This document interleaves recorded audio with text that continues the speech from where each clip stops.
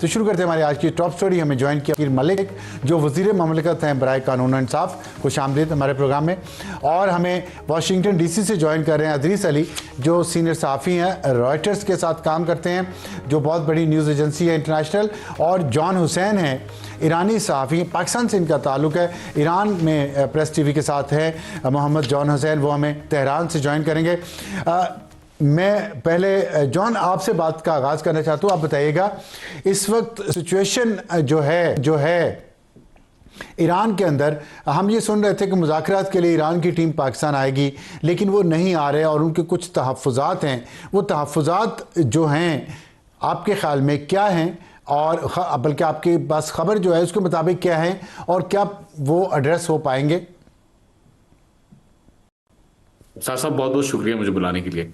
देखिए, पाकिस्तान ने first of all बहुत अच्छा किरदार निभाया है कि वो इस वक्त इन टफ टाइम्स में जंग में पूरी कोशिश कर रहा है कि किसी तरीके से जंग बंद हो, और बहुत अच्छी बात है, मीडिएशन करानी चाहिए।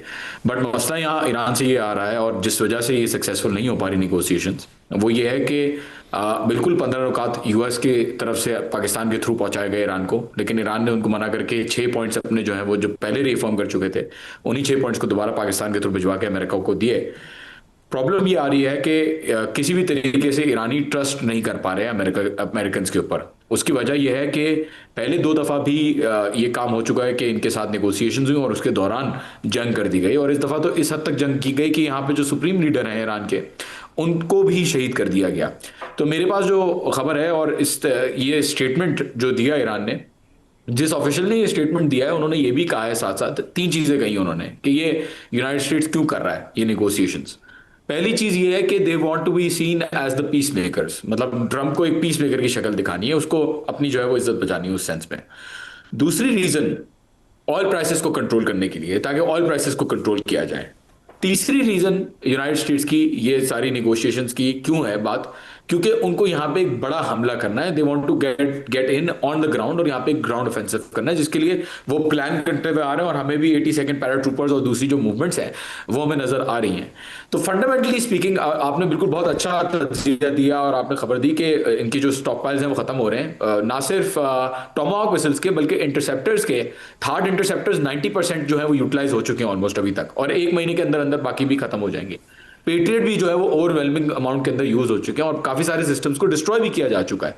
तो बॉइलिंग पॉइंट पे इस वक्त अमेरिका और इजराइल आ गए, उनको कोई ऑफ रैप नहीं मिल रहा है, and at the same time वो या तो जाहिर सरेंडर क्योंकि नहीं कर सकते, तो वो ग्राउंड ऑफेंसिव मोर लाइकली है कि वो करें। लेकिन ईरान उनके ऊपर बिल्कुल भी भरोसा करने के लिए तैयार नहीं, क्योंकि कोई गारंटी नहीं है कि अभी अगर सीज फायर हो गई तो 3 महीने बाद दोबारा हमला नहीं करेंगे। सही है, सही, जेन्युइन है। अब अजीज ये बताइएगा कि जो अभी बात की है, बॉइलिंग पॉइंट पे पहुंच चुका है अमेरिका के अंदर। हम मीडिया देखते हैं अमेरिका का, तो लगता है कि अमेरिका मुश्किल में है, जंग कामयाब नहीं हो रही। लेकिन ट्रंप को और उसकी कैबिनेट मेंबर्स को सुनते हैं तो वो कहते हैं जी कि हम तो बड़े कामयाब हो रहे हैं, और ईरान बैक कर रहा है कि हमारे साथ मुज़ाकरात किया जाए। सच क्या है? जो केंट ने जो कहा है कि इसराइली लॉबी के चुंगल में है ट्रंप इस वक्त, क्या आपको भी ये लगता है कि इसराइली लॉबी ही जंग लड़वा रही है, और वहाँ पे ट्रंप के लिए मुश्किलात हैं अमेरिका में जंग जारी रखने में, या वाकई ट्रंप ये चाहता है कि उसका ईमान है कि जंग जारी रहनी चाहिए? जी साइको, मैं आपको ये बता दूं, हमने अभी बस एक खबर छापी है कुछ घंटों पहले ही रॉयटर्स पे कि US इंटेलिजेंस ये बिलीव करता है कि 33%, सिर्फ 33% ईरान की जो मिसाइल कैपेबिलिटीज़ हैं वो कंफर्म डिस्ट्रॉय हो गई है। तो आप ये सोचें कि महीने से ये जंग चल रही है, कोई 10,000 टारगेट US ने खुद अकेले मारे हैं, 5,000 इजराइल ने खुद मारे हैं, और सिर्फ 33% ईरान की missile capabilities US intelligence agencies खुद कह रहे हैं कि सिर्फ डिस्ट्रॉय हुई है। तो ये एक सही क्वेश्चन है, और उसका जवाब अगर आप ट्रंप से बोलें तो वो कहेंगे कि बहुत सक्सेसफुल हो रहा है, ख़त्म होने वाला है। मगर रियलिटी ये है कि अमेरिका मुश्किल में फंस चुका है, क्योंकि उन्होंने जो मिलिट्री है, इंटेलिजेंस है, पेंटागन है, CIA, जंग शुरू होने से पहले उन्होंने वार्निंग दी थी कि ईरान बहुत मुश्किल है एक एडवर्सरी के तौर पे, क्योंकि ना ही तो उनके पास मिसाइल हैं बहुत, मगर उनके पास ड्रोन्स भी हैं। तो ये आई थिंक अब नज़र आ रहा है महीने के बाद कि काफ़ी मुश्किल हो रही है। और आपका जो सवाल था कि ये इसराइल की वजह से हुआ है, लॉबी की वजह से हुआ है, देखिए, इसराइल बेंजामिन नेतन्याहू मार लागो ये ट्रंप के जो रिजॉर्ट में थे वो दिसंबर में आए थे, और जब से मुज़ाकरात उनकी और ट्रंप की चल रही हैं। मगर ये भी देखना चाहिए कि ट्रंप का ये आखिरी टर्म है प्रेसिडेंट के तौर पे, तो वो अपनी लेगेसी बनाने की कोशिश कर रहे हैं। उन्होंने वेनेजुएला में जाके प्रेसिडेंट को उधर से उठाया, ईरान में जून में स्ट्राइक्स की। तो मेरे ख्याल से, और जिन सोर्सेज से मैं बात कर रहा हूँ, ये इसराइल का शायद थोड़े से बातचीत चल चुकी है, मगर ये ट्रंप के लिए लेगेसी बिल्डिंग मोमेंट है उनके उनके दिमाग में। ठीक। जॉन, ये बताइएगा कि आप ज़ाहिर आपके ताल्लुक मीडिया से, डिसइंफॉर्मेशन बहुत ज़्यादा फैल रही है और नैरेटिव बिल्डिंग भी हो रही है। हम देख रहे हैं नेतन्याहू और उसकी टीम बहुत सरगर्म है इसमें। और कल पाकिस्तान की एम्बेसी जो तेहरान में है उसके करीब एक हमला भी हुआ है। क्या उसमें आप, अब एक तो हमले के बारे में बताइए कि वो कितना करीब है, क्योंकि आप तेहरान में, आप हमें सही खबर दे सकते हैं। और दूसरा ये बताइए, क्या वो उसमें कोई मैसेजिंग है पाकिस्तान के लिए कि आप ये सालसी की कोशिशें ना करें, क्योंकि इसराइल का मफाद तो इसी में है कि ये जंग जारी रहे?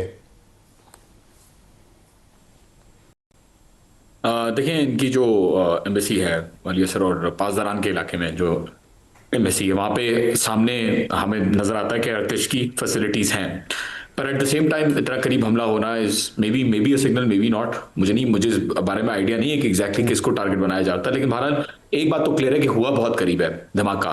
और इतना करीब जो है, जब आपको पता हो कि एक एम्बेसी है वहां पे और रेजिडेंस है एम्बेसडर की, इतना करीब हमला करना आई डोंट थिंक सोचे समझे बगैर हो सकता है। तो आई थिंक सर्टनली इसके अंदर कोई जो है कोई ना कोई मलाइन इंटेंट होगी। ठीक है।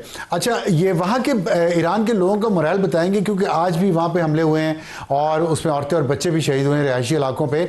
मोराल कैसा है? इतनी जंग हो रही है ख़तरनाक किस्म की, उसमें शहादतें हो रही हैं, तो और खाने पीने की चीज़ों का, फ्यूल का और निज़ाम ज़िंदगी कैसा चल रहा है वहाँ पर? देखिए, फ्यूल, निज़ाम ज़िंदगी, सारी चीज़ें अनइम्पैक्टेड हैं, और रेस्टोरेंट्स भी खुले हुए हैं, ऑफिस भी खुले हुए हैं, बैंक्स भी खुले हुए हैं, लोग जा रहे हैं, कोई गैस स्टेशन पे रश नहीं है, ग्रोसरी स्टोर्स के ऊपर कोई स्टॉक पाइलिंग नहीं है, दूध, अंडे, ये सारी चीज़ें डिस्काउंट पे, इनफैक्ट नीड बेस्ड आइटम्स तो डिस्काउंट पे लगे हुए हैं यहाँ पे। और जो हमें नजर आती है ना स्टॉक पाइलिंग, जनरली जो जखीरा अंदोजी नजर आती है, वो ईरान के अंदर जखीरा अंदोजी नजर नहीं आती।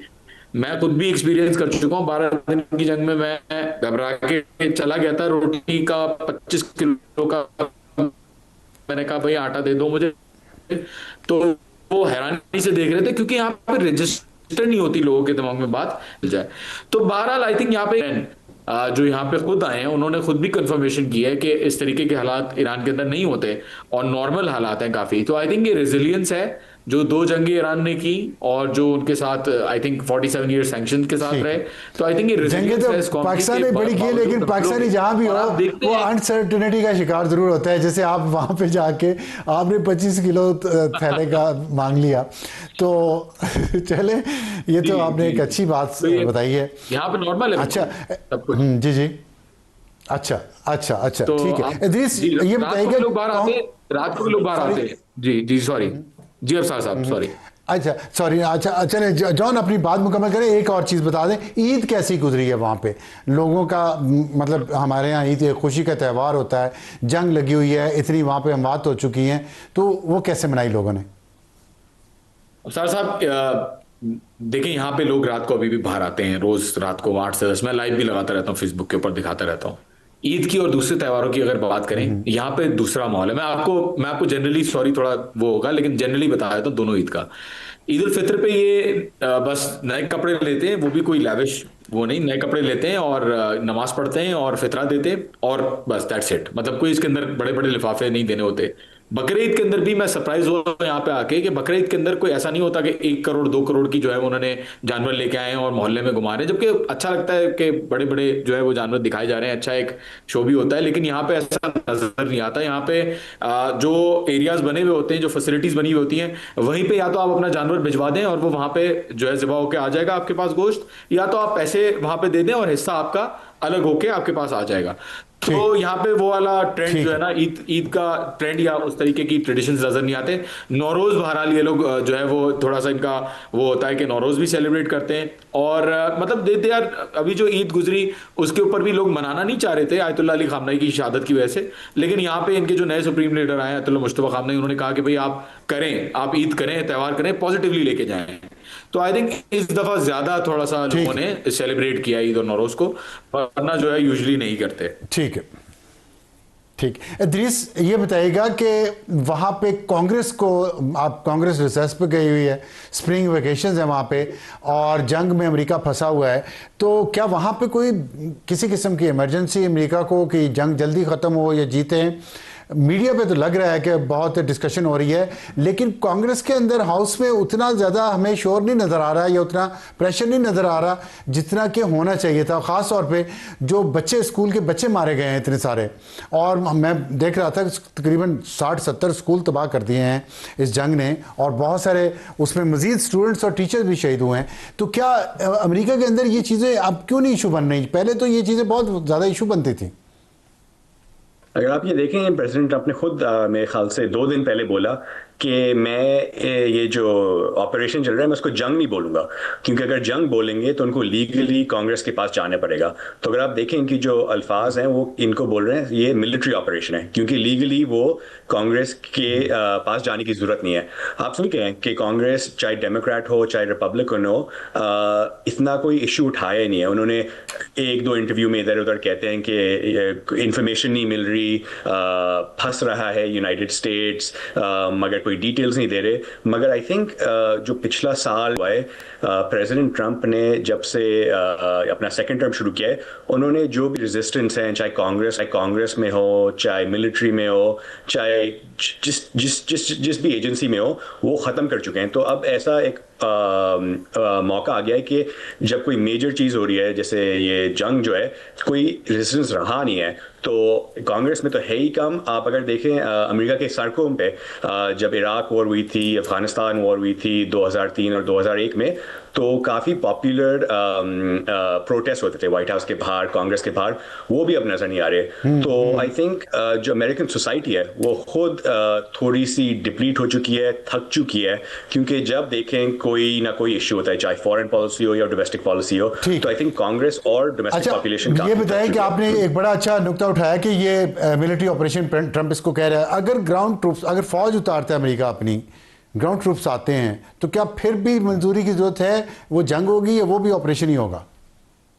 नहीं, मेरे ख्याल से तो जंग हो चुकी है, चाहे एयर से हो चाहे ग्राउंड से हो, जंग है। और बॉम्ब ड्रॉप करना 10,000 से जायद जंग है। आप कह रहे हैं, कांग्रेस तो नहीं कह रही है। हाँ, कांग्रेस के तौर पे आई थिंक जब अगर ग्राउंड ट्रूप्स की बात आएगी, चाहे 2,000 हो, चाहे 10,000 हो, चाहे 20,000 हो, तो आई थिंक फिर मोमेंटम बनेगा। आप देखें अगर ट्रंप की जो बेस है, Tucker Carlson, Marjorie Taylor Greene, जो उनके सपोर्टर्स हैं, वो भी कह रहे हैं कि अगर ट्रूप्स ग्राउंड पे गए तो हम सपोर्ट नहीं कर सकेंगे। वैसे ही सपोर्ट इरोड हो रही है, तो आई थिंक वो और बड़ा इशू बनेगा। जी हाँ।